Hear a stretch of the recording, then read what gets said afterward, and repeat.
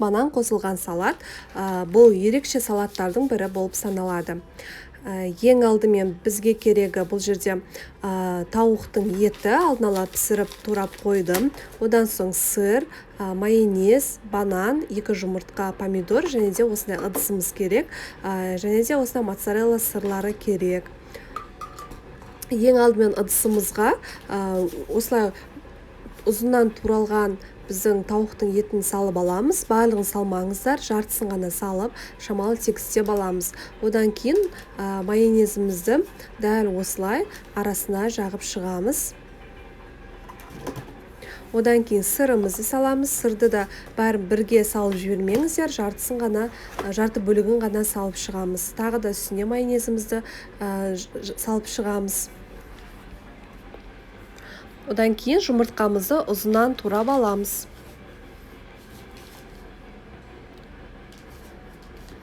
Туралған жұмыртқамызды салып, оның үстіне майонезімізбен тағы да жағып шығамыз.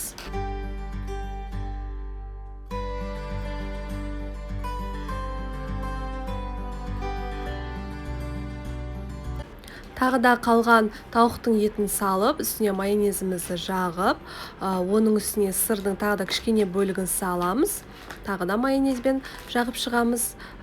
Банандарымызды дәл осылай жіңішке қылып турап шығып, үстінен салып шығамыз. Одан соң тағы да майонезімізді салып, кішкене бөлігі қалған сырымызды бетіне салып шығып, бетін жауып, морозильникке 20-30 минутқа қалдырамыз. 20 минут өтіп шықты, дәл осылай тарелкамызға дәл осылай аударамыз. Сол кезде ортасында болып, әдемі болып түседі. Майонезімізді бетіне жағып шығып, оның үстіне біздің помидорымызды дөңгелек етіп турап саламыз.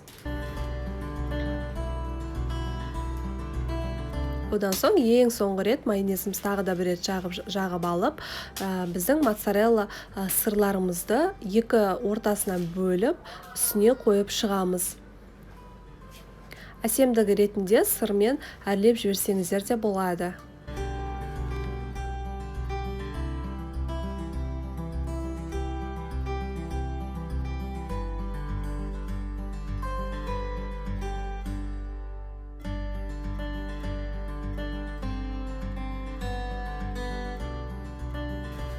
Мінекей достар, біздің банан қосылған ерекше салатымыз дайын болды. Дәмі сіздерге міндетті түрде ұнайды, сол үшін жасап көріңіздер.